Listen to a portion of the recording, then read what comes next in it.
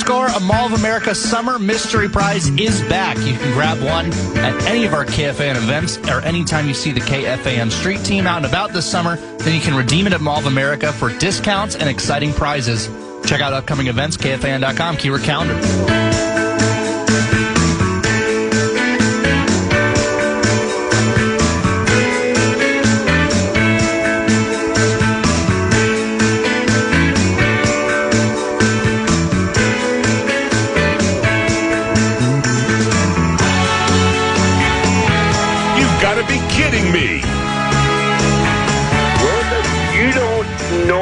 Nothing. I'm a fraud. Yes.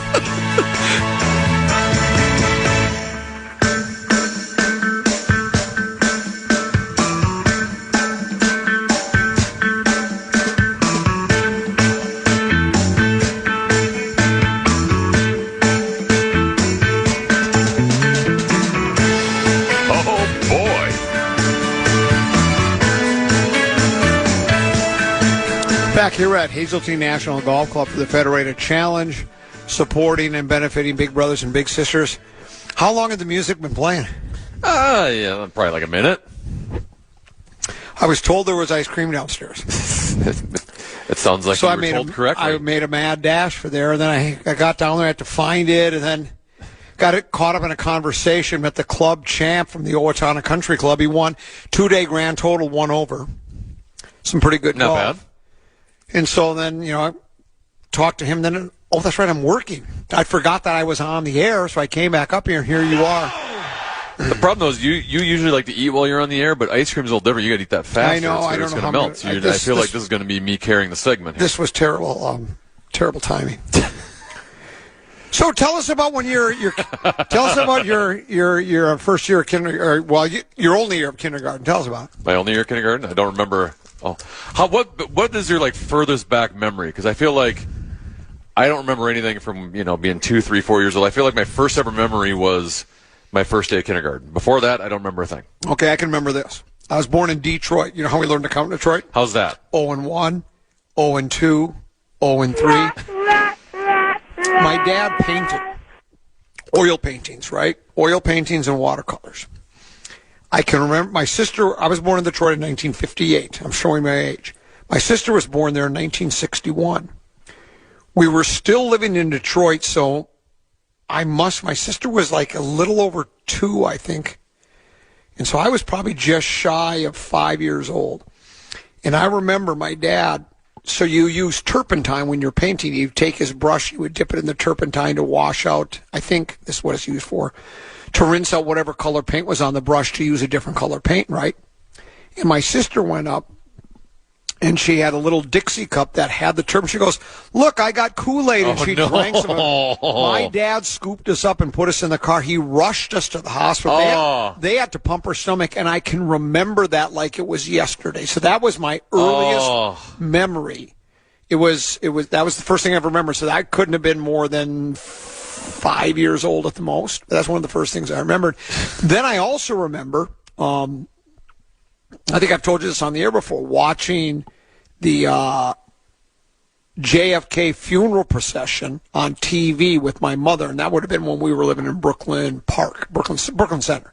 We were living in Brooklyn Center. And I can remember sitting there, and I had no idea what's going on. I'm just sitting there with my mom watching TV, and it was like she explained it to me, but I didn't know what she was talking about. Those would be my earliest memories, for sure. Sounds like a where were you moment. Yeah, and then 6th grade, of course, when I won the sack and field. And we have some exciting news about it's in the planning stages. Nothing's official yet. Nothing's official yet, but we're not ready to make an announcement. I won the blue ribbon for the sack race in Adams School Track and Field days. 6th grade, that had been back in 1970. And we've always since then thought about maybe trying to relive that moment. And then we wanted at the State Fair one year to do sack races, have the audience members participate. we're getting closer maybe. But the thing is, we got to talk with the National Sack Race Association to make sure it's cleared and get that we have guidance on the rules and the regulations. And then we want to make it a sanctioned event if we can. And we got to jump through a bunch of hoops. But we may add that to to our state fair. People say we haven't done anything new in 20 years. 20 years we haven't done anything new. But that's what we're planning on doing. So. And then we got training. And I have to imagine there's no other sanctioned sack races anywhere. So we might be we're going to be. We could be like the Minnesota State Tournament for sack races. Did you do any when you were like in your younger day? Did you do anything like sack races or anything like that, or have you just been a purist with your sports? Because that was, for me, that was as much fun as it was. Because we were all asked to do something for track and field, and I just said, well, that looks like the most, and I was a natural at it, you know. I remember, like, in elementary school, we would have, like, these. you talk now a little bit. I'm going to eat my ice cream. We would have these, like, festival days where you'd go out to the baseball field and the football field, and they had different sort of events. I can't recall any of them specifically. They're kind of weird, unorthodox events, just kind of like a field day kind of thing. And those were always fun. And I also remember always having to run. I feel like my kids haven't had to do this. We always had to run the mile, and I don't know what the purpose was. And I still remember the first time I ran the mile. You know, I like to think I was a high end athlete at the time, and thought I'm going to show everyone how good of an athlete is. So I just bolted and sprinted right out of the gate, and that didn't work out well for me, and got passed by a lot of people. But we had to run the mile every year. Tell me about the Wild and what do you think they're. What do you think? Well, you didn't even congratulate me. Oh, congratulations! I won my initials matchup today. You didn't I didn't even know you. Yeah. Oh, really? Yeah. I was initials game. I was on the Power Chip Morning Show. Well, who were? Yeah, it was a big underdog. Marnie Gellner was the number 2 overall seed in the entire tournament. She got shut out today. She didn't even get a point. And then you had John Bonus, who also appears weekly on the Power Trip. The Power Trip. Brian Oak, who you can hear Wednesdays at 1:15 on Rock Talk. And then Amelia Santinello. And it was a very hard list today. It was very challenging. I'm probably going to be insulting to the others. I'm not good at this game. I'm not good at the initials. I play in my car all the time. I can never beat the actual contestants going. It was one of those days where the list was so hard that everything got to like the 6th clue, and that's about the only time I could ever figure out half of them. And there were 2 football-related clues that I got. So I felt like I had an advantage on those. Because I played once, and I still don't understand the game. I don't even. Well, I don't think it's that hard to understand the game. Well, no, but I mean, like, understand. It's like I don't remember the rules even. It's the initial, like AI, artificial intelligence, right? Would be the clue. And then what do you get? Or that's the answer. Those are the initials. AI, artificial intelligence. And then Cove gives out clues, like they would say, anti-meat sauce. Artificial intelligence. No, that wouldn't be the good clue either. But you know what I'm saying, right? And then the opposite. Yeah, the opposite. Yeah. Well, what were you? Hey, thanks. Appreciate that. Well, I found it funny, too, because I like, going into it, I was listening to the Power Trip earlier in the day. I'm just kind of fascinated how the human brain works and how we all have different elements of our brain that we have strengths and weaknesses at, right? Corey Cove was asking the Power Trip this morning, like, where does Minnesota rank on the biggest states in the United States based off, not population, but based off of area? And he asked them what is the biggest state in the country, and none of them could get Alaska. And I'm like, this is the most obvious, easiest question ever. And these are like all people. What were they guessing? Did they even Texas, California, you know? And I'm thinking to myself, like, these same people would destroy me in the initials game, yet they don't know what the biggest country or what the biggest state in the country is. Like, how are all our brains different like that? Well, now let me ask you this: what did you win, and what was the winning initials? So it was LM today. Larry Mandela. Or no, excuse me, ML today. ML. The ones I got were Matt LaFleur, coach of the Packers. See, I felt like I had a built-in advantage there because the rest of the group was not very sports-oriented. I got martial law. I've already forgotten the game. What was the third one I got? I got Miller Lite. And then the fourth one came down at the end. It was a walk-off. I had 3 points. Bonus had 3 points.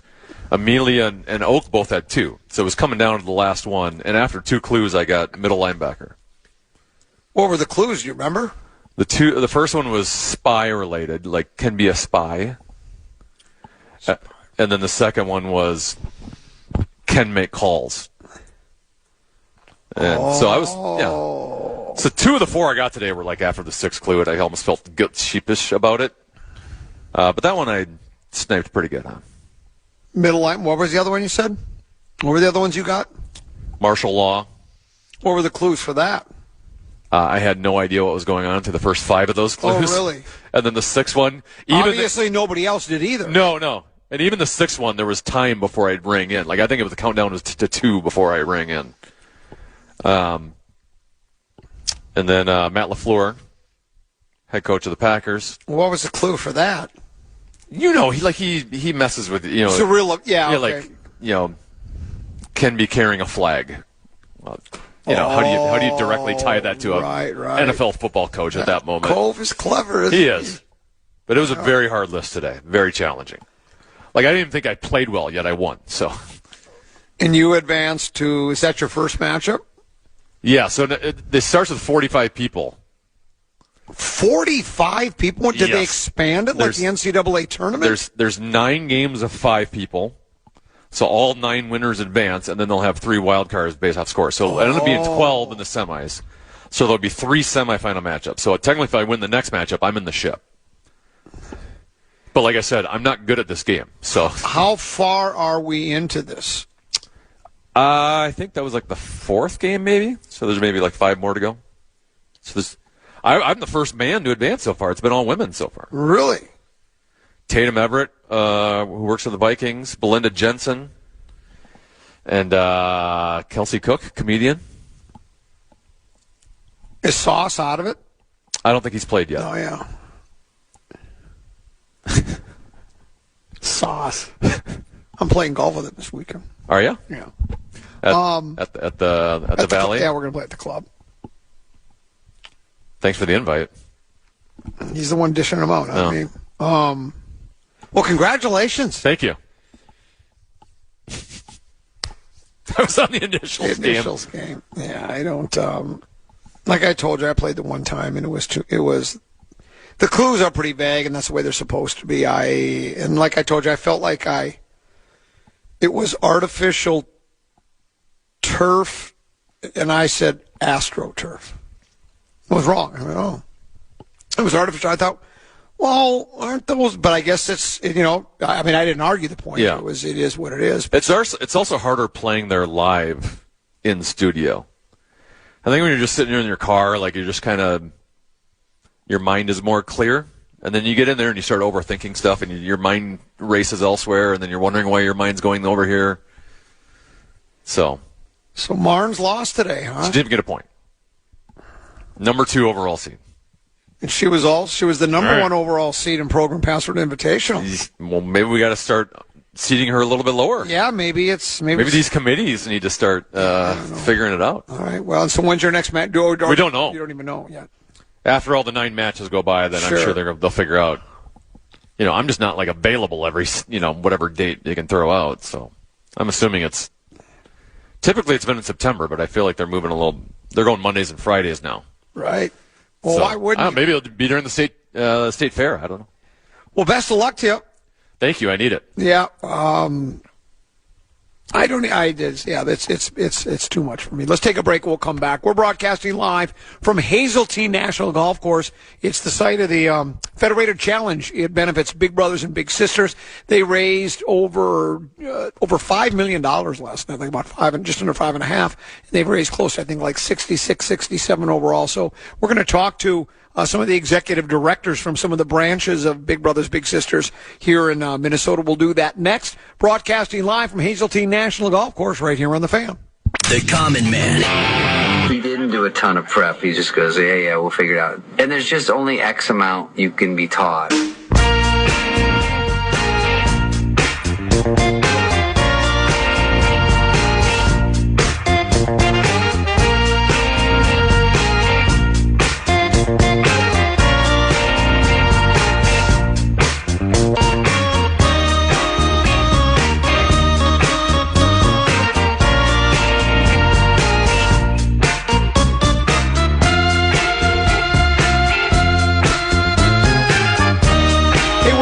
14 National Golf Course here in Chaska on a scorcher. I think the high heat index, the heat index is probably playing tag with 100 right now. We're here for the Federated Challenge golf tournament that benefits the Big Brothers and Big Sisters. And joining us again this year, Michelle from the southern portion of the state, Jackie from central Minnesota, Pat from the Twin Cities. They are Big Brothers, Big Sisters executive directors. Thanks for joining us, folks. Well, thanks for having us. Yeah, good to have you all here. Better to be indoors right now than outdoors, right? Absolutely. It's a hot one out there. I mean, I love playing golf, but boy, those people are troopers out there because, like I say, with that heat index, it's hot. It's going to be a long day out there, but it's all for Big Brothers, Big Sisters, which is a great organization. Each of you, how long have you been, Jackie, we'll start with you, how long have you been with Big Brothers and Big Sisters? 16 years. 16 years. Pat? 5 years. 5 years. And Michelle? 18. 18 years. So you've all given your heart and soul to Big Brothers and Big Sisters. And each one of you, what brought you to Big Brothers and Big Sisters? How did you become involved? For me, I came from a large family, and my siblings were there for me growing up, and I started working in the nonprofit field, and it always had a aspect of mentoring kids. So when this job opened up, I applied for it, and I got it. How many, when you say you had a large family, how many siblings? I'm number 12 of 12. 12 siblings? That is an awful big family. I thought my father, they had 9 altogether. I thought that was large. 12. 12. Where are you from? Buckman. From The home of the Buckman Billy Goats. Billy Goats, my favorite town ball team. Yeah. No, they really are. I mean, I was driving through one day. I was just coming from Grandview, and I stopped at Sue's and Pierce. Sue's driving. Yeah, I know Sue. Yeah, you know Sue? Mm-hmm. I hear that Sue is in the she's in assisted living right now. She sold the drive-in to her brother. But anyway, so I get my Sue stuff. I'm driving through Buckman, and the Billy Goats are playing. So I watch a little bit. I kind of adopt them. I have one of the players on the air, blah, blah, blah. They went to the championship game like about 4 years ago. And I think I was a bad luck charm because they ended up losing. But yeah, so Buckman, small little town. Blink and you'll miss it. I don't even think you have a traffic light there, do you? Oh, no. Yeah, I didn't think so. No. Yeah, no traffic lights there. Pat, how did you get involved in Big Brothers Big Sisters? I was matched as a big, so I had a little in 1998, so 28 years ago. Okay. We're so close. He was best man at my wedding, and really, it's 100% of the reason I'm in the role I am today. Yeah, and then Michelle, how about you? I basically, short story, I wouldn't be here if it wasn't for the mentors I had in my life. Really? So I am 100% happy to be part of Big Brothers Big Sisters every single day. Yeah, and now what as executive directors, like, what are your responsibilities? You're just a day in the life of someone with Big Brothers Big Sisters. Well, my usual answer is I take the laundry home on the weekends, but outside of that, being in a smaller agency, I'm involved in the HR, the accounting, the fundraising, the program, so all aspects of running a business, and as well as keeping the mission the forefront of what we do. Yeah, I mean, a lot of what we do is around partnerships, and so first and foremost, I want to thank Federated Insurance, the leadership at Federated, the sponsors. I mean, what an incredible event. Thanks for having us today. The second thing we do is we really try to get volunteers. And so we've been doing this for, 4 or 5 years now? Exactly, yeah. I want to spin it a little. And, Common, you've got, billions of admirers worldwide. Hundreds, at least. Hundreds of billions. Yeah. Between us, we've got over 500 kids waiting for a mentor. Okay. You've been a mentor. You've been mentored. You know the value. What would you say to your followers to get them to think about engaging and becoming a big? Ask not what the common man can do for you, but what can you do for the common... No, that would be wrong. Ask not what you can do for yourself, but what can you do for a young person. A young person, yeah. Yeah. I mean, that would be the thing. I mean, the other thing, I was talking earlier, we were talking with Nick and Jessica Lauer. They are the co-chairs. And a big can give as much time as they want or as little, right? It's not like it's a full-time job, correct? I mean, it's not like, every single weekend or every single day you're meeting. It's whatever you feel like you can give, you can do that, right? Yes, we ask for a couple times a month, but no time constraints on that. Yeah, and what does a big do? What's a responsibility for a big? I know it's a mentoring thing, but like take us through what some of the things they would do. Well, it depends on their interests, and we match our littles with bigs who have very similar interests. So we have some matches that are really into arts and crafts and that type of thing, others into sporting types of things, learning different things about sports. It's just what they would like to learn more about, and because we do such a good job matching the kids with their bigs, it comes along very seamlessly. I think a lot of what keeps people from becoming bigs is the fear that they don't know what they would do or that they wouldn't be a good big or enjoy it. But our staff, all of our teams, make sure that the matches are good from the beginning, and then they help coach them along. We always say you don't have to change anything. Do what you already do, but just involve a child with it. If you walk your dog, bring a child with you to walk your dog. Okay. If you like going to the golf course, if you like going on a bike ride, it's that simple. You don't have to change your life to change somebody else's. Right. How many in each one of your areas, how many kids do you think that need mentoring? Like, for instance, Pat, in the Twin Cities, I mean, is it dozens, hundreds? I mean, how many kids do you provide service to? Yeah, we support about 2,400 youth a year. Okay. But we have about 600 young people on our wait list. So when we think about young people waiting for a big, Michelle and I were just talking a little bit as well. I do think a lot of people are like, I don't know if I can do it, I'm too busy. Every big you talk to will tell you they wish they would have done it sooner. Really? It's the impact on the mentee and the mentor, and the ripple effect is really incredible. And we all know mentoring is essential for everyone. We've all had it. Big Brothers Big Sisters brings mentoring in an equitable way to everyone, so all young people can have a mentor in their life. Michelle, you're the executive director in the southern region. How much of an area does that encompass? Like, what are some of the communities? Sure. So we're from Rochester to Mankato, Northfield, down past Owatonna. And then how many clients do you have there? 1,000 youth is what we'll serve this year, and we have about 350 youth waiting for a big right now. Wow. And then Jackie Central, you cover what portion of the state then in the central part, like some communities? Stearns, Benton, Sherburne, Wright, and Morrison counties. Okay. Same numbers? What kind of numbers do you have for people that need bigs? We're smaller. Okay. We usually have about 150 kids on a wait list. Okay. And between the kids on the wait list, the kids that are matched, and we also have high school bigs who serve as mentors, those all add up to about 850 kids. And you have, and these kids come from all different kinds of families and all different kinds of situations, right? It's not just, you always, I think it's maybe somebody that's really down on their luck, but sometimes it's really not even that. It's just someone that might need someone to kind of, be like a guiding light for them, right? We have 3 requirements to be part of our program. You have to live in our service area. You have to be between the ages of 5 and 15 at time of enrollment. And the most important one is you have to want to have a big in your life. Yeah. You have to want to be part of the program. It has nothing to do with socioeconomical. It's if, everybody can be part of our program. And that's the biggest thing.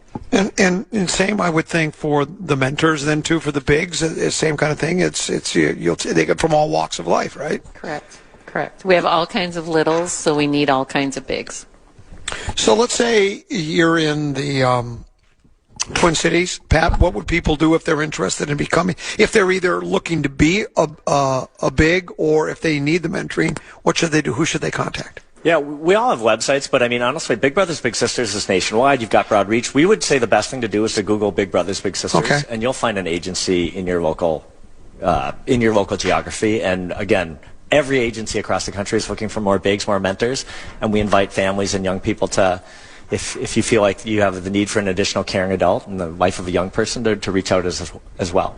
Costs money to operate Big Brothers Big Sisters, and boy, Federated has done a really nice job, right? I mean, in 22 years, over $60 million, and you raised just under 5.5 last night. That's a lot of money. That's a lot of money. And that money goes to just help all the to run the organizations, right? It all stays, and it's not just in Minnesota. This money goes all to Big Brothers Big Sisters all across the country, right? Correct. It goes to Big Brothers Big Sisters of America, and then the 3 agencies you see here.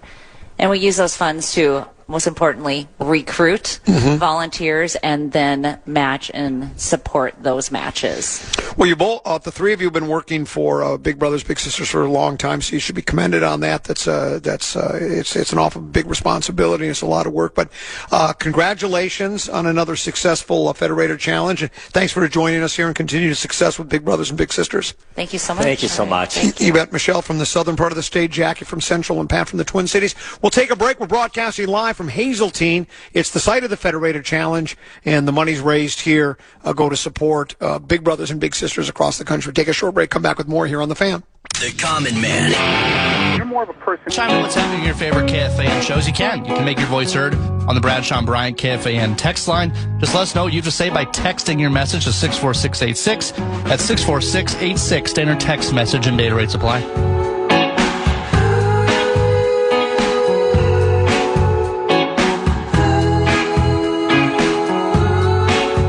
Couple 13-14 past. I'm Common. He's 10 to be. Brett Blakemore on emergency. We had an emergency call to Brett Blakemore. Yeah. 10 to B didn't know we were going to be here at Hazeltine today. Certainly Nordo didn't know we were going to be at Hazeltine. No. Brett Blakemore didn't know we were going to be at Hazeltine. I knew we were going to be at Hazeltine. I don't think it was my responsibility to tell you we're at Hazeltine, but I thought last night, I wonder if he knows. So I sent you the reminder, we're at Hazeltine tomorrow, and you sent back, it can't really be a reminder when this is the first time I've heard about it. And Chad Abbott. We're in the communication business. Yeah. And we're throwing Abbott under the bus. It's all his fault. He should have put it in the schedule. He knew about it. He didn't. Sales guy, way to go, sales guy. He didn't say, but sales guy probably thought I was going to tell you. But anyways, here we have some Brett Blakemore on. Fortunately, you and I are low maintenance talent that handled this as well as we could. Just get in, get out. I'm glad you were here because I haven't hooked up the equipment in ages. So, but it's all hooked up, and here we are for the final segment. So yesterday, TPC of the Twin Cities, a lot of big stories out there. The Jackson, is it Koivu? I think that's how you say it. Every time I see the name, it looks like Mikko Koivu, so it throws me off. He's 21 years old, third start, wins the tournament, 27 under, whatever it was, 25 under, beats Scotty by 3. The biggest controversy, though, is Lucas Glover. Lucas Glover's been a pro on the tour for, 20-plus years, 20, 25 years. He's made, I looked it up the other day, he's made $36 million playing golf. He's won half a dozen times on tour. He won the 2009 U.S. Open. He's one of the few players. I don't know how many players still wear metal spikes on the PGA Tour. Phil used to wear them all the time. I don't know if Phil still does. Most people wear soft spikes. Metal spikes leave spike marks.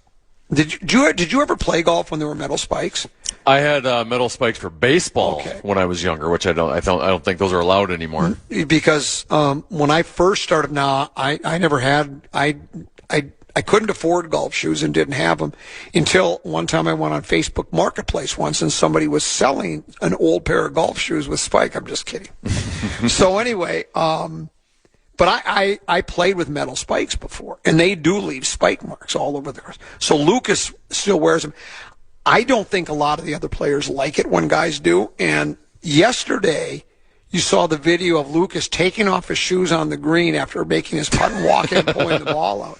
And at first, I guess I didn't see this. I was told the online speculation. The online speculation was that it's called aim point. Aim point protest. Do you still? You've done aim point before, haven't you? I have. Do you use it to this day? Not nearly as much. Yeah. I will use it. I will do it occasionally if I can't figure out what the read is. Right. I know you used to get annoyed when I would do the aim point back in the day, and it does take a little bit more time. Yeah. And I wasn't making the putts anyway. And I'm not even sure. I think what it is, you have to explain it to me because I read a green like Rand McNally reads a road map. I never need help reading greens.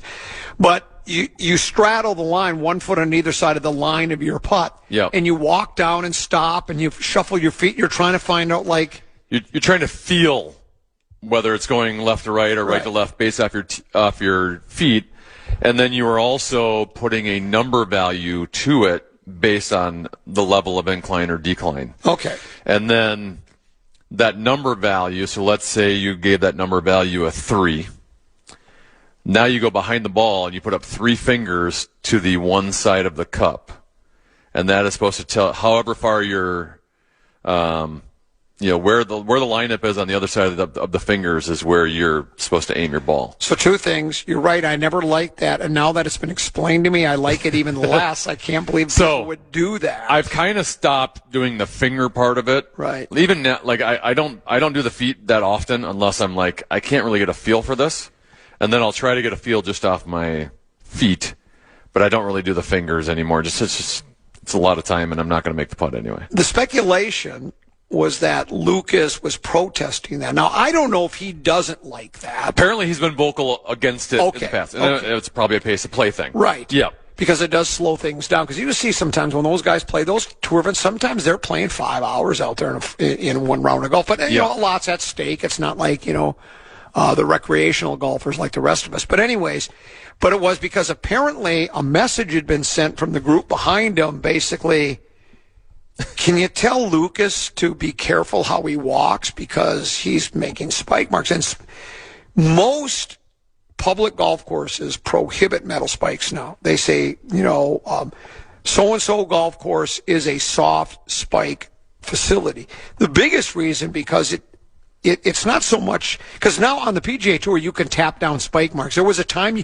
Can you imagine the time when everybody wore metal spikes and you weren't allowed to tap down? Can you imagine being late in the round? You're in the last 2 groups.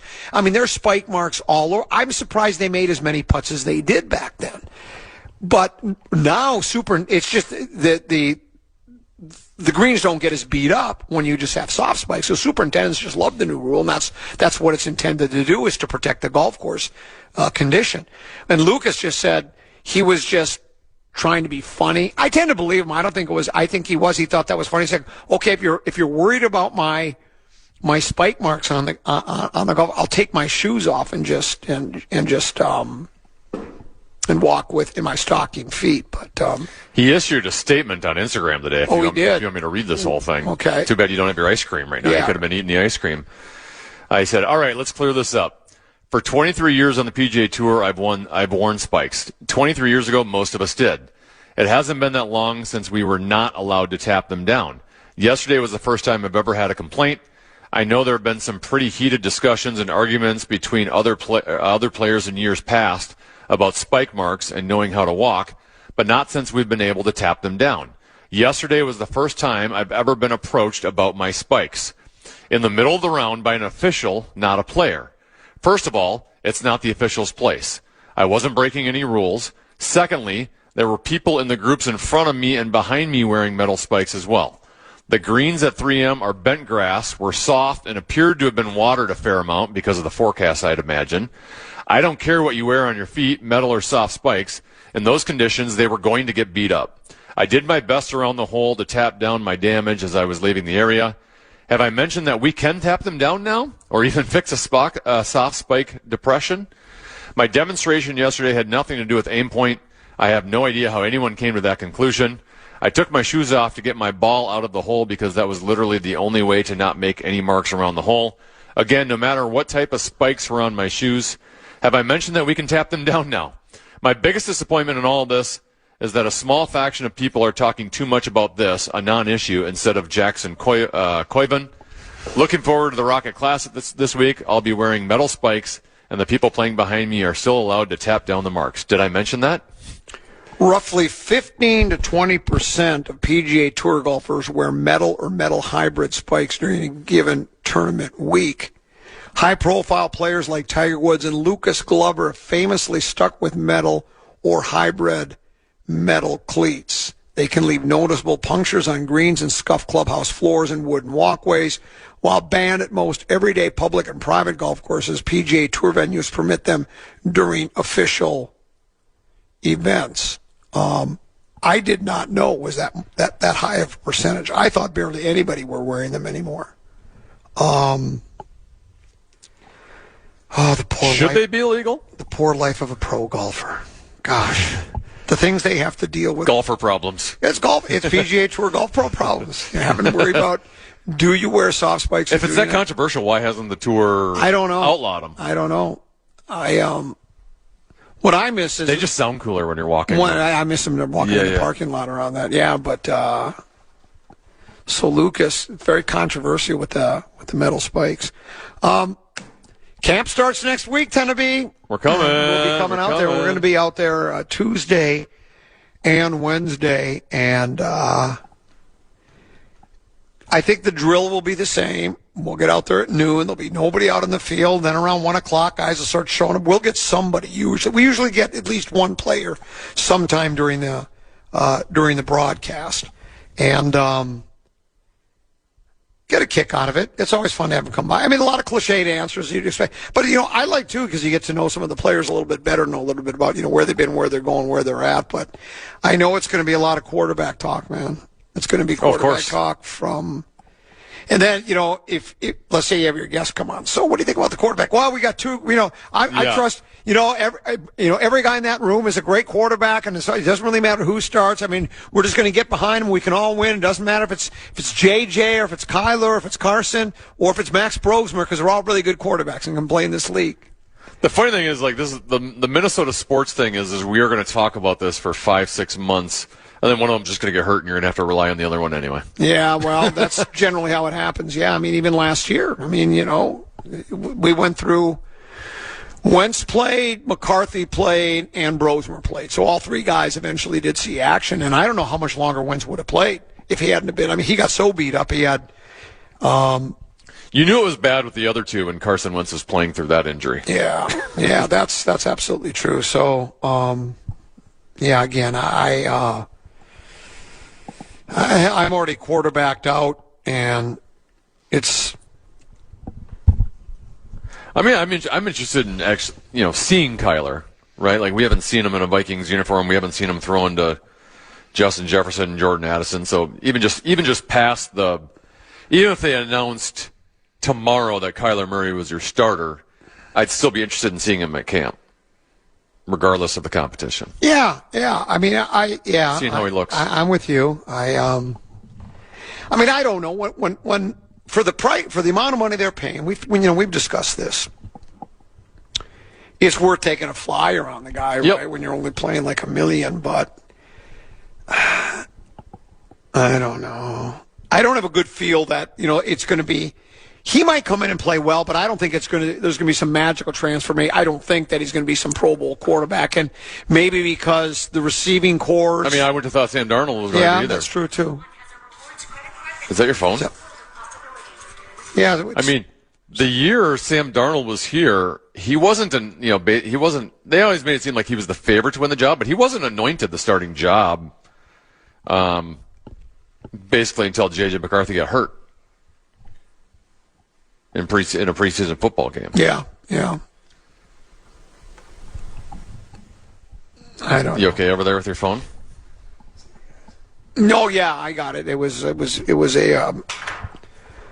what is her name? Jennifer Garner? Is that her name? She does the She was calling you? No, it was one of her commercials for Capital One. The commercial where she's vacationing all over the world, and she's just so happy. And I'm thinking, that's like the 1% of people that are vacationing, or she's in a different vacation spot in every in one commercial, she visits like 40 different places around the world, and it's a little unrealistic, but there it is. So, talking earlier about Alec Lewis, Athletic, you familiar with it? He has to write. For all 46 players on defense and special teams, and of course that'll be whittled down after a while, he had to put together one thought on each one. And as I'm going through here, I don't see. Let me make sure. What are you looking for?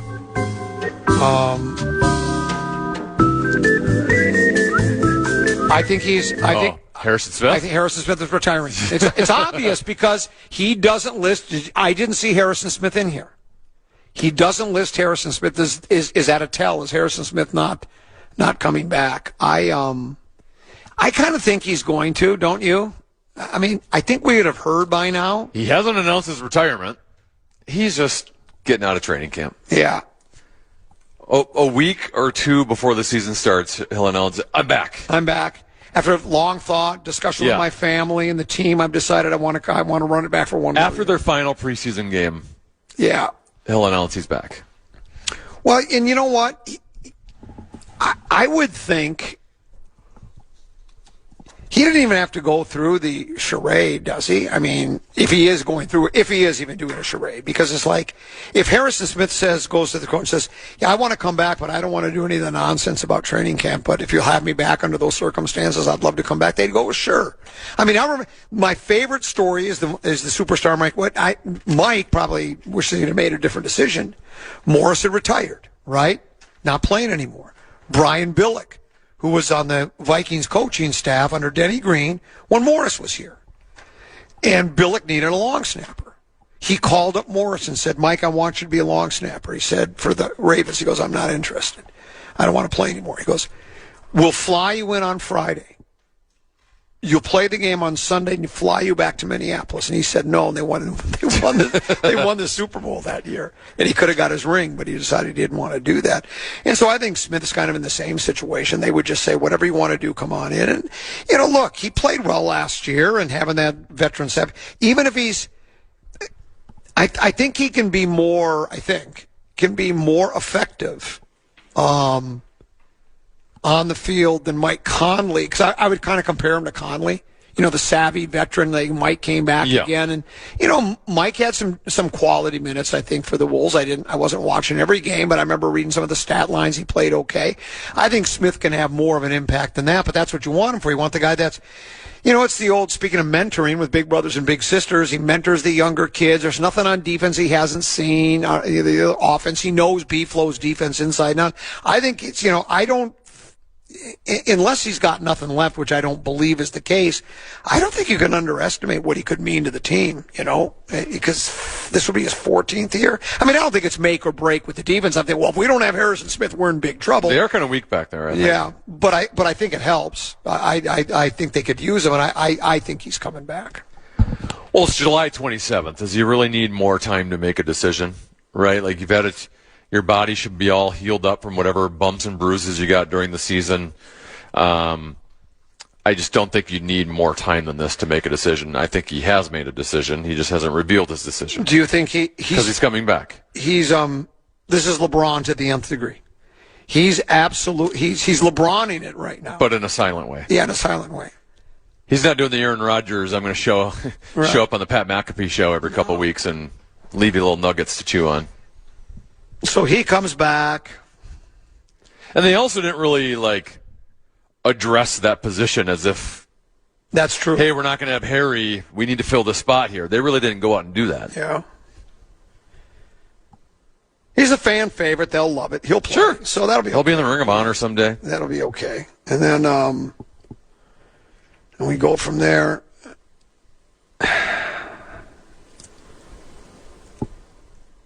I just have a foreboding feeling about the season. I don't know why. I just think Detroit's going to be good again. I think Green Bay's solid. I read a piece. They were talking about most overrated quarterbacks in the league. Did we go over this one? It was on my list radio that I saved. Caleb Williams overrated. I think he's going to take a step back. I guess they're seeing things I'm not. I don't know. I thought the leaps and bounds he made last year under Ben Johnson were they were striking. I mean, he under that Eberflus character, he looked lost at times. I mean, he just didn't look very good at all. And you saw. I mean, and again, there's luck that involved. The one throw he made to send it to overtime was that Green Bay off his back foot, scrambling 25 yards backwards. And I mean, it's just like plays like that.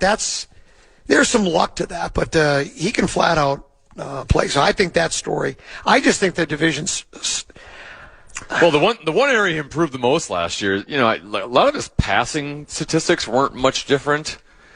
He just didn't, 2 years ago, was that like a NFL record for most sacks given up? You're right, yeah. Most like sacks. 56 or he went from being crazy. sacked 68 times in 2024 to being sacked 24 times last year. I mean, that's a massive difference. So, the arm talent and the physical talent has always been there with him, right?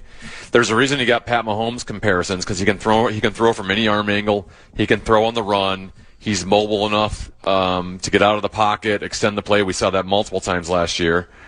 It was more so, can his decision making improve? And clearly now they went and addressed the offensive line. Obviously, they helped him and put a little bit more infrastructure around him last year. And then I do think Ben Johnson has helped. But physical talent, there's never been an argument with Caleb Williams.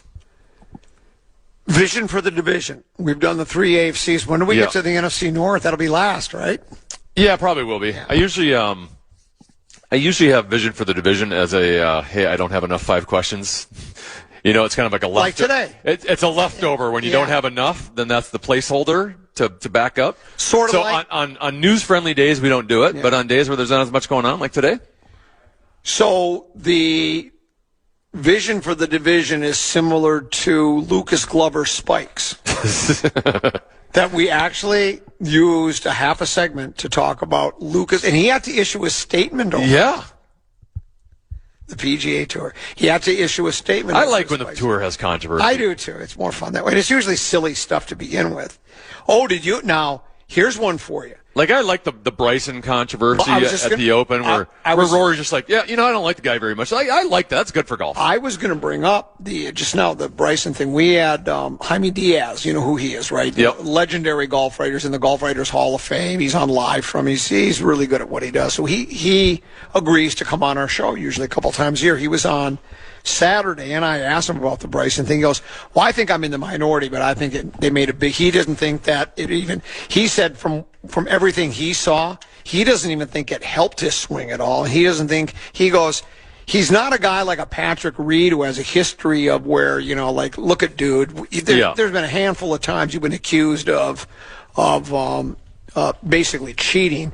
So he doesn't think that Bryson. When you and I saw it, I thought just the opposite. It looked to me like I looked at it like he was stomping down grass. To me, that was the giveaway, right? Like he wasn't just walking; it looked like he was trying to stamp down on the long grass. And to me, that and he did it multiple times. It wasn't a one-time thing; it was like 4 or 5 times. But Jaime said that he thought it was he kind of got a raw deal on that, but anyway. I think it was the right call. Yeah, I thought it was the right call as well.